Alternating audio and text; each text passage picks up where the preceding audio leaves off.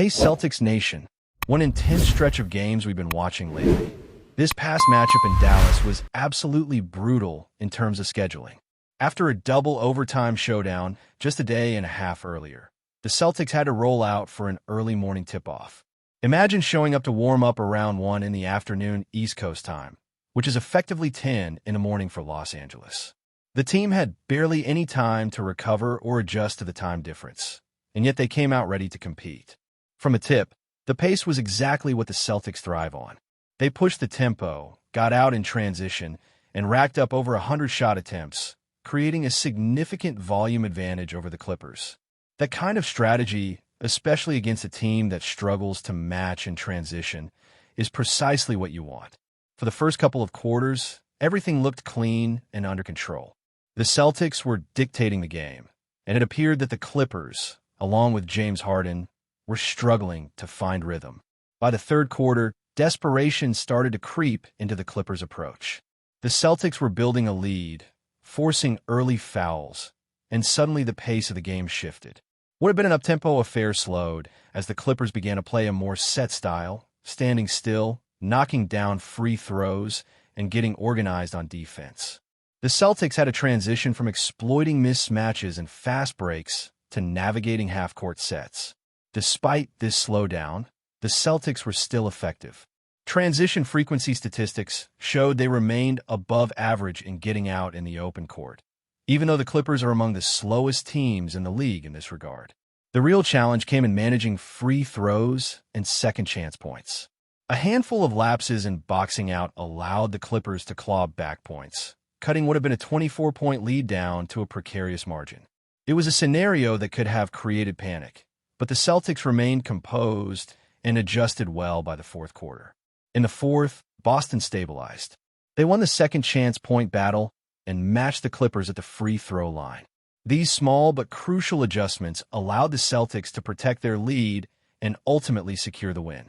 The third-quarter mistakes were costly and highlighted areas that need cleaning up: shooting fouls, missed box-outs, and second-chance points. If you shave off even a few fouls or rebounds, the game becomes far more comfortable, potentially turning a nail-biter into a decisive win. But the way the team responded in the fourth quarter showed resilience and poise. Going into crunch time, they played even with Harden, who had an incredible final quarter performance and held the line to secure victory. The final seconds provided a perfect case study in execution and decision-making under pressure.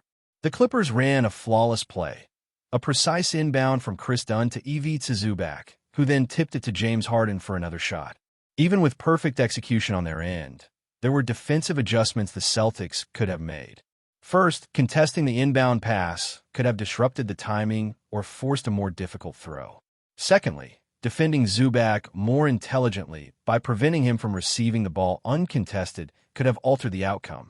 And third, when it came to fouling strategy, weighing options between fouling immediately or boxing out to prevent a tip-in presented a critical choice. Fortunately, the play didn't result in a scoring chance, but it revealed areas for improvement and awareness in late-game situations. Beyond situational awareness, individual performances shined and reflected the Celtics' offensive rhythm coming back into form. Peyton Pritchard's shooting mechanics appear to have reset after a period of overthinking, leading to improved percentages and confidence on the floor. Derek White also looked comfortable and confident, contributing both in scoring and playmaking, flirting with a triple-double in a game where balanced contributions were key. Jaylen Brown carried a heavy load, particularly in the fourth quarter, balancing Harden's late surge and providing scoring when it mattered most. The team's ability to execute in crunch moments, whether it was a press break leading to a dunk or making clutch free throws, demonstrated maturity and the kind of basketball IQ that elevates a team from just good to championship caliber. Jordan Walsh's defensive presence cannot go unnoticed. Even against one of the league's elite scorers in James Harden, Walsh competed at a high level, staying active, denying easy touches, and contesting shots effectively. This defensive effort was complemented by team-wide attention to rebounds, rotations, and situational fouls, highlighting how the Celtics combine individual skill with systemic execution. Every decision on the floor, from running the floor in transition to maintaining composure under pressure, contributed to the outcome. It was a collective display of what makes the Celtics adaptable and dangerous even against explosive offenses. Even when mistakes occurred, like lapses in boxing out or allowing free throws, the Celtics had mechanisms in place to recover and stabilize the game. The combination of offensive balance, defensive tenacity, and smart game management allowed them to weather the storm and finish strong. This game was a reminder that while talent is crucial, basketball is also a game of adjustments, resilience, and intelligent decision-making. From individual star performances to team cohesion, Boston showed why they remain one of the toughest squads in the league. They managed adversity, executed under pressure, and demonstrated both offensive creativity and defensive discipline, reflecting a team that is learning, adapting, and refining their approach with every possession. In summary, this was a game that highlighted the importance of tempo, transition offense, and defensive awareness. Early leads can evaporate if the details aren't managed, but the Celtics' response to mid-game adversity reinforced their growth and maturity. Individual stars like Pritchard, White, and Brown stepped up, while role players like Walsh contributed in subtle yet critical ways. Even the tactical decisions, whether in late-game fouls, inbound defense, or spacing, offered lessons in situational basketball intelligence. By executing efficiently in the fourth quarter, maintaining composure, and leveraging their skill sets strategically, the Celtics secured a win that not only mattered in the standings, but also in demonstrating the team's readiness to face high-pressure situations against elite competition. The way they adjusted on the fly, managed Harden's hot streak, and executed in key moments reflected a team that is resilient, versatile, and increasingly in sync on both ends of the floor. As we move into the latter stages of this stretch, what stood out most was how the Celtics managed to regain control after the Clippers' third-quarter push. That moment was a perfect illustration of how high-level basketball is often decided in small details. It wasn't just about scoring or defending. It was about controlling the pace, limiting mistakes, and capitalizing on every opportunity to swing momentum back in your favor. In this game, Boston showed a remarkable ability to reset, recalibrate, and execute when it mattered most.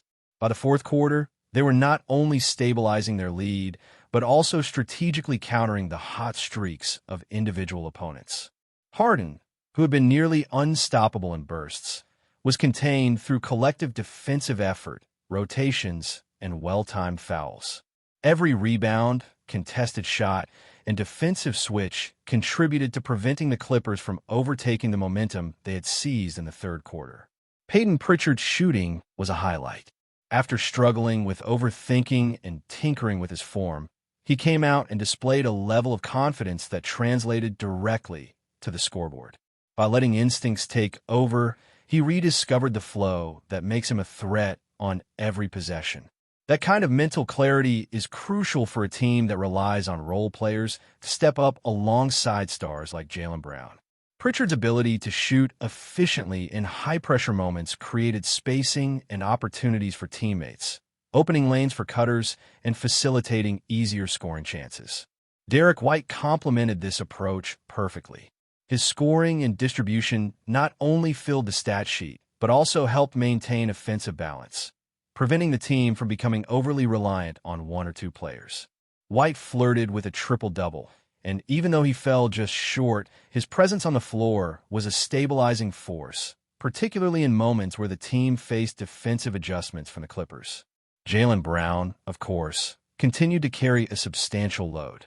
His offensive output, particularly in the fourth quarter, provided a necessary counterbalance to Harden's late-game surge.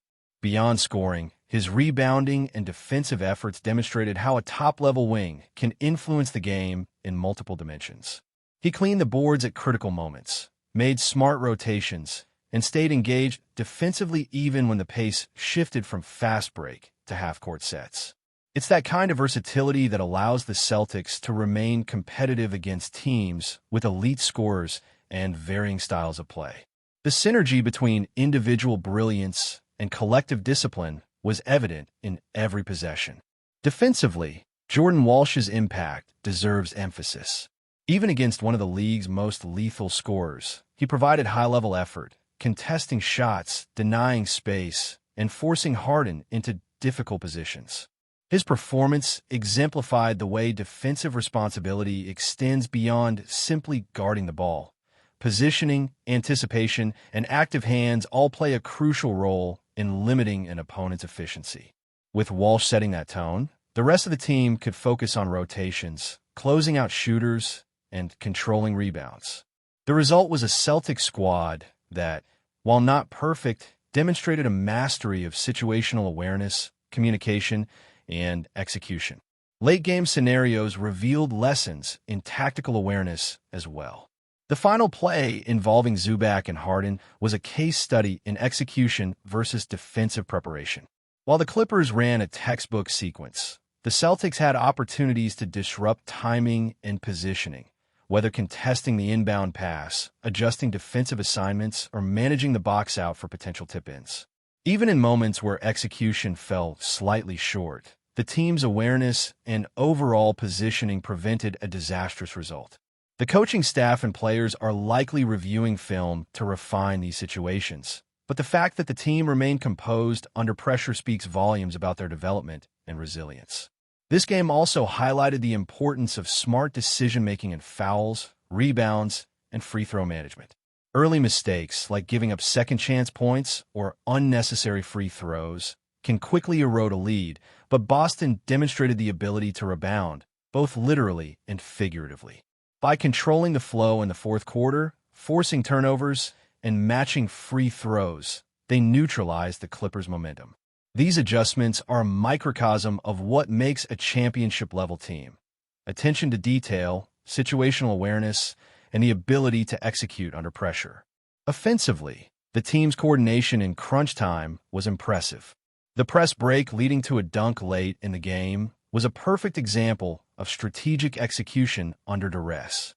The Celtics maintained spacing, made quick reads, and executed with precision, turning a potentially high-pressure possession into points and morale momentum. Coupled with accurate free throws from role players like Jordan Walsh, these sequences underscore the depth and versatility of the roster. Every player contributing in a way that complements the stars is what makes Boston competitive in every matchup. Watching the team respond to adversity, it's clear that there is growth in both individual and team dynamics. Players like Pritchard and White are finding their rhythm, understanding when to trust instincts and when to rely on preparation. Jaylen Brown continues to lead by example, not just scoring, but controlling tempo, defending, and influencing the game in less obvious but equally important ways. Role players like Walsh are providing critical contributions in defense and situational play. Collectively, these performances demonstrate a team that is learning, adapting, and improving in real time. But before we continue, please remember to subscribe to the channel and give the video a like. Your support helps us keep bringing you the latest news about the Boston Celtics. Feel free to share your thoughts on the news in the comments as well. The NBA rumor mill has detonated with a shockwave that refuses to fade. Whispers growing louder by the hour claim that Joel Embiid has pushed for an exit and is on his way to the Boston Celtics. Nothing is confirmed. No officials are stepping forward. Yet the league is humming with the kind of electricity that only a potential blockbuster move can generate. Executives are reportedly scrambling for clarity. Players are sending cryptic messages, and rival fan bases are trying to convince themselves this is all just noise. According to insiders who insist on remaining in the shadows, Embiid is said to have expressed frustration behind closed doors, allegedly signaling that the time had come for a radical change of scenery.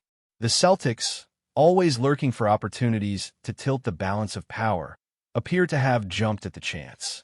The buzz suggests that conversations escalated quickly, accelerating into something far more serious than speculative chatter.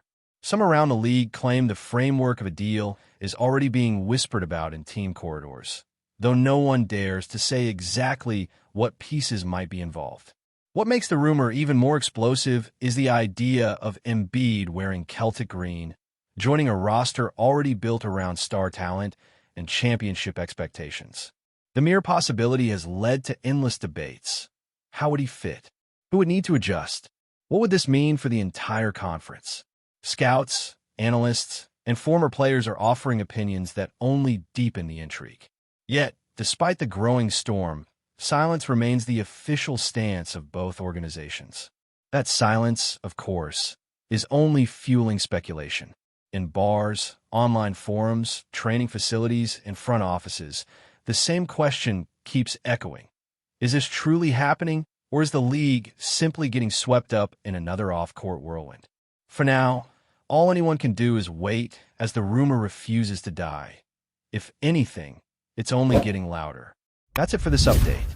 If you enjoyed the video and want to keep receiving exclusive news about the Boston Celtics, please subscribe to our channel and give the video a like.